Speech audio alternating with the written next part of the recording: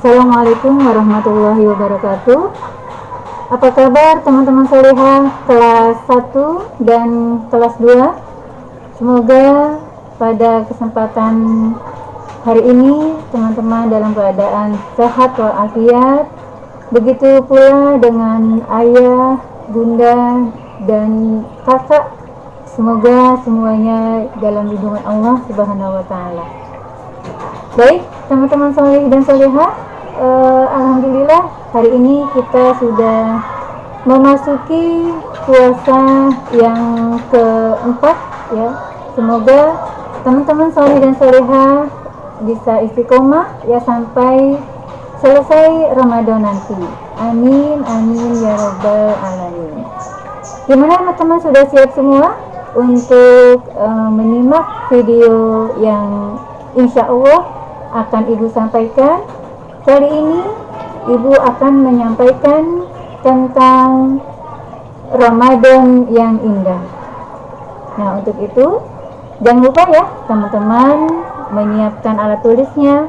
Ya, nanti ada sesi pertanyaan ya atau tanya jawab ya berupa voice note tadi ya.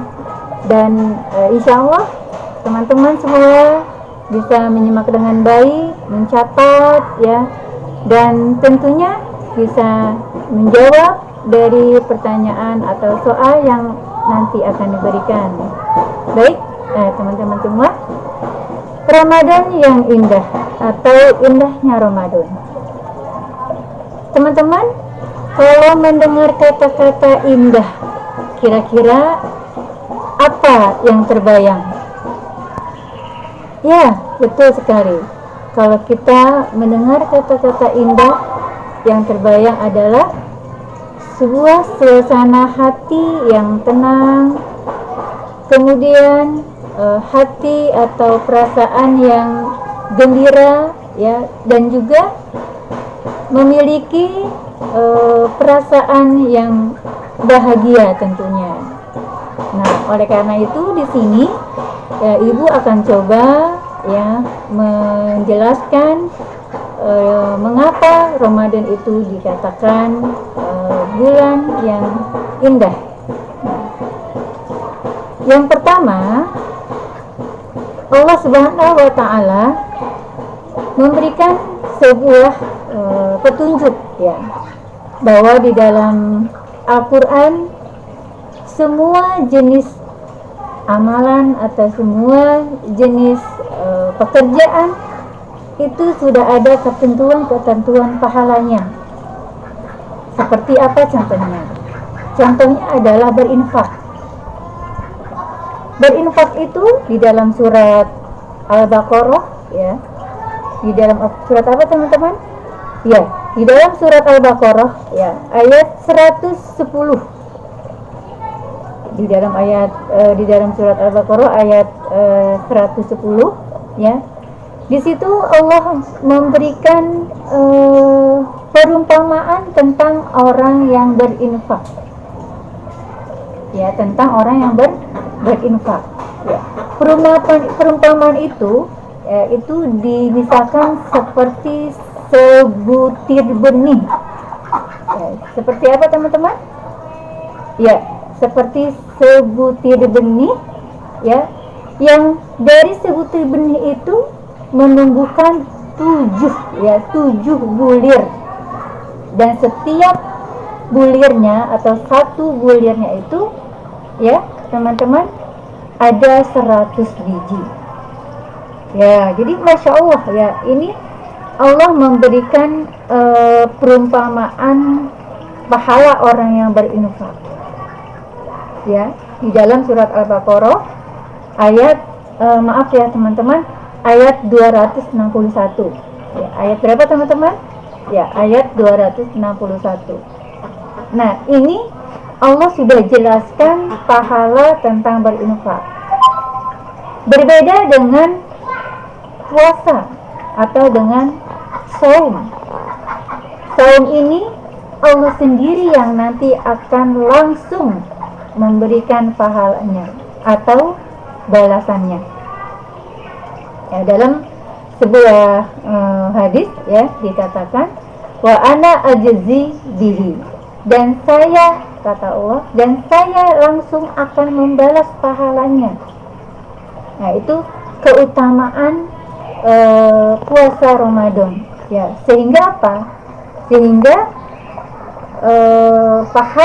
pahala yang sudah ditentukan selain saum ya, itu memberikan sebuah keutamaan pahala dari saum itu ya teman-teman soleh dan solehah. Jadi sangat indah sekali bulan Ramadan itu, karena di dalamnya Allah memberikan pahala khusus, pahala tersendiri yang Allah sendiri yang akan memberikan balasannya. Itu ya teman-teman ya. Kemudian kita juga akan membayangkan betapa Ramadan itu suatu bulan yang indah. Kenapa? Karena di dalam bulan Ramadan itu ya, setiap orang yang berpuasa ya teman-teman solihah dan solihah itu memiliki dua kegembiraan ya. Memiliki berapa kegembiraan teman-teman solih? Ya, memiliki dua kegembiraan ya. Dan ini kegembiraan ini hanya ada pada bulan Ramadan ya. Di luar bulan Ramadan tidak ada kegembiraan ini, dan ini pun hanya dimiliki oleh orang-orang yang berpuasa. Mau tahu tidak teman-teman saleh dan salehah, apa saja kegembiraan itu? Ya, yang pertama ya, yaitu kegembiraan ya saat berbuka. Ya, gembira. Kenapa dikatakan gembira? Ya, kenapa? Karena ya rasa lapar, dahaga, ya, letih, ya, lelah, ya, itu hilang seketika pada saat itu. Ya, terutama pada terbuka pertama kita minum. Ya, kita minum air putih, ya, itu langsung tenggorokan kita basah, ya, menghilangkan rasa dahaga, ya, rasa haus, rasa lapar, ya, itu semuanya hilang. Dan ini satu kenikmatan yang sangat besar yang hanya dimiliki orang yang sedang berpuasa dan tidak dimiliki oleh orang yang tidak berpuasa. Itu ya teman-teman soleh dan solehah, kegembiraan yang pertama ya. Jadi ini merupakan kenikmatan yang sangat besar sekali. Nah, kegembiraan yang kedua yaitu kegembiraan ketika ya bertemu dengan Tuhannya, yaitu Allah Subhanahu wa Ta'ala. Ya, ini kegembiraan yang sangat dinanti-nanti ya oleh orang yang berpuasa. Karena apa? Karena akan bertemu dengan Tuhannya. Ya, kita akan tahu langsung melihat Tuhannya, yaitu Allah Subhanahu wa Ta'ala. Dan nanti di surga nanti ya Allah akan memberikan surga tersendiri ya untuk orang-orang yang berpuasa ya. Dan surga itu ya ada tertulis di pintunya ya. Pintu yang ada di surga itu Babul Jannah, namanya adalah Babur Royan ya. Apa teman-teman? Ya, pintu Babur Royan atau Ar-Royan ya. Jadi